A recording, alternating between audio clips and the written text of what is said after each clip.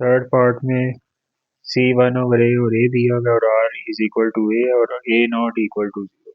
ये इससे लिखा हुआ है कि सेंटर अगर A इक्वल टू 0 पुट कर दें तो ये वाला जो पॉइंट है ये अनडिफाइंड हो जाएगा। तो इस तरह से ये गिवन है। तो इसको भी कंपेयर करते हैं CH के से, H is equal to 1/A and K equal to A। तो स्टैंडर्ड इक्वेशन में कन्वर्ट करने के लिए x minus H whole square plus y minus K whole square equal to R square और वैल्यू सब्स्टिट्यूट कर दें x minus 1/A whole square plus y minus A whole square equal to A square. इसको भी expand कर देंगे x square plus 1/A square minus 2AB plus y square plus A square minus 2AB equal to A square. ये cancel out हो जाएगा। यहाँ plus हो रहा है, यहाँ के माइनस के साथ इस प्लस के साथ कैंसिल आउट हो जाएगा। X square minus 2x/A plus Y square minus 2AY plus 1/A square is equal to 0। अब यहाँ भी पिछले क्वेश्चन की तरह LCM A स्क्वायर और A का A स्क्वायर आता है।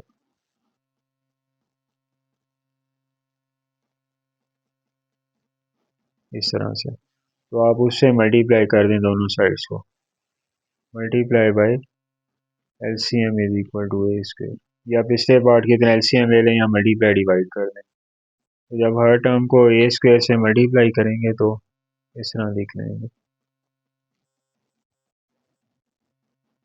इस साइड को मल्टीप्लाई किया तो दूसरी साइड को भी कर देंगे, या इसी को ही मल्टीप्लाई डिवाइड कर।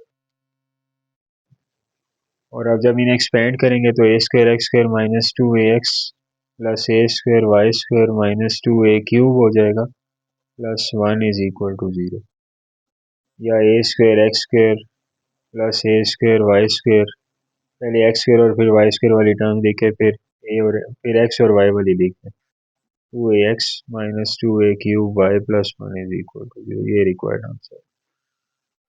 क्वेश्चन 2 में आपने इक्वेशन को स्टैंडर्ड फॉर्म में कन्वर्ट करना है और उसके बाद उससे रेडियस और सेंटर फाइंड करना है, यानी क्वेश्चन नंबर 1 का ऑपोजिट है, या कन्वर्स कह लें। तो सबसे पहले स्टैंडर्ड इक्वेशन में कन्वर्ट करने के लिए हमारे पास इस तरह की शेप होनी चाहिए, इस तरह की फॉर्म होनी चाहिए कि x minus H whole square plus y minus K whole square equal to R square. इसका मतलब कि हमें इन स्क्वेयर्स को क्लोज करना पड़ेगा। तो x स्क्वायर के साथ x वाली टर्म को लिख लें और वाई स्क्वायर के साथ वाई वाली टर्म को लिख लें और कांस्टेंट को दूसरी साइड पे ले जाएं। अब स्क्वायर कंप्लीट करेंगे तो ये x का स्क्वायर है माइनस 2AX है। b फाइंड करने के लिए आप इस वाली टर्म को जिसमें x की पावर 1 आ रही है उसको 2 से डिवाइड करें तो b निकल आता है, यानी 4/2 करें तो 2 आता है, वो b है। और इसका स्क्वायर दोनों साइड पे ऐड करेंगे ताकि ये इक्वेशन बैलेंस रहे। तो 36 के साथ ये जो 2 मैंने यहाँ पे ऐड किया उसको यहाँ भी ऐड करना पड़ेगा 2 स्क्वायर को। इसी तरह से ये y का स्क्वायर है प्लस 2A y है b के लिए, फिर 6 को डिवाइड करेंगे 2 से तो वो 3 आता है और उसका स्क्वायर भी दोनों साइड पे ऐड कर देंगे। उसके बाद इन पहली 3 टर्म्स को क्लोज करें तो a minus B whole square बनता है। इसी तरह से इनको क्लोज करें तो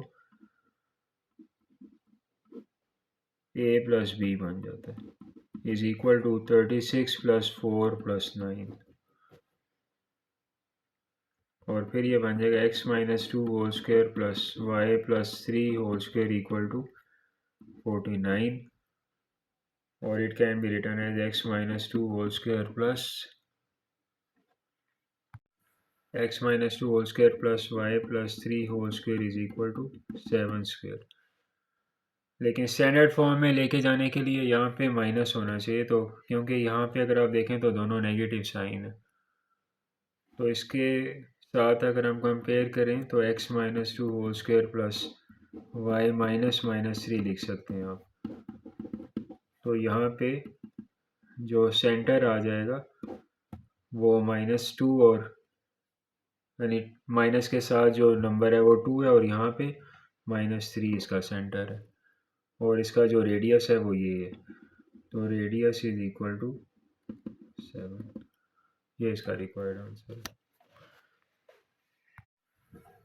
इस पार्ट में भी आपने जनरल इक्वेशन की फॉर्म में लिखे और उसका सेंटर और रेडियस फाइंड करें, लेकिन अगर हम जनरल इक्वेशन देखें तो उसमें x minus H whole square plus Y minus K whole square equal to R square होता है और यहाँ पे x का कोफिशिएंट यानी जब आप इसको एक्सपेंड करेंगे तो x स्क्वायर और वाई स्क्वायर के कोफिशिएंट 1 है जबकि यहाँ पे 5 है। तो इनको 1 बनाने के लिए हम इस इक्वेशन को डिवाइड करेंगे बोथ साइड्स को बाय 5। तो हर टर्म को डिवाइड कर दें 5y square by 5, 2 by 5, 4 bye 5, 27 को वैसे उस साइड पे लेके जाएंगे और फिर वहाँ डिवाइड कर दें तो ये कैंसिल आउट हो जाएंगे। X square plus Y square minus 2 by 5x plus 4 by 5y equal to 27 by 5। आप स्क्वेयर्स कंप्लीट करेंगे तो उससे पहले एक्स स्क्वायर के साथ एक्स वाली टर्म को लिखें, फिर वाई स्क्वायर के साथ वाई वाली टर्म को लिख दें और फिर कांस्टेंट को लिख दें। तो यहाँ पे x का स्क्वायर है -2 ax है। मैंने बताया था कि b फाइंड करने के लिए आप इस टर्म को 2 से डिवाइड करें। तो अगर हम इसको 2 से डिवाइड करते हैं तो 2 बाय 5 मल्टीप्लाई बाय 1 बाय 2 तो 1 बाय 5 आएगा। इसका मतलब वो हमारा b है। उसके स्क्वायर को दोनों साइड पे आप ऐड करेंगे ताकि इक्वेशन बैलेंस रहे। तो यहाँ 27 by 5 plus 1 by 5 whole square ये रहा फर्क है, प्लस y का भी स्क्वायर कंप्लीट करें। y का स्क्वायर प्लस 2 ay है। b के लिए आप 4 बाय 5 को 2 से डिवाइड करेंगे तो 2 बाय 5 बचेगा और उसी का स्क्वायर दोनों साइड पे ऐड कर देंगे यहाँ पे भी। आप पिछले पार्ट की तरह इनको क्लोज करें तो x minus 1 by 5 whole square plus Y plus 2 by 5 whole square is equal to, इन्हें भी एक्सपेंड कर दें 25 7 by 5 plus 1 by 25 plus 4 by 25। Next step में आप इसका एलसीएम ले लें इस राइट हैंड साइड का तो x minus 1 by 5 whole square plus Y plus 2 by 5 whole square is equal to, इनका एलसीएम 25 आएगा। तो 5 5 का 25 और 5 इंटू 27, यहाँ लाइक फ्रैक्शन है तो 1 आ जाएगा और यहाँ भी 4 आ जाएगा। x minus 1 by 5 whole square plus y plus 2 by 5 whole square is equal to 135 plus 5 या x minus 1 by 5 whole square plus y plus 2 by 5 whole square is equal to 140 by 25। इसी कैंसिलेशन कर दें 5 5 और 5 28। तो ये बन जाएगा x minus 1 by 5 whole square plus, इसको भी स्टैंडर्ड इक्वेशन में लेके जाने के लिए यहाँ माइनस होता है तो आप इसको इस तरह लिख दें और यहाँ पे हमें स्क्वायर रूट चाहिए क्योंकि r का स्क्वायर होता है, ये किसी का भी स्क्वायर नहीं है 28 बाय 5 तो हम इसको इस तरह लिख देंगे 28 बाय 5। जब आप इसको एक्सपेंड करें या वापस जाएं तो 28 बाय 5 ही आता है। तो here centre is 1 by 5 and -2 by 5 और रेडियस किसके इक्वल है, स्क्वायर रूट ऑफ 28 बाय 5। ये इसका रिक्वायर्ड आंसर है।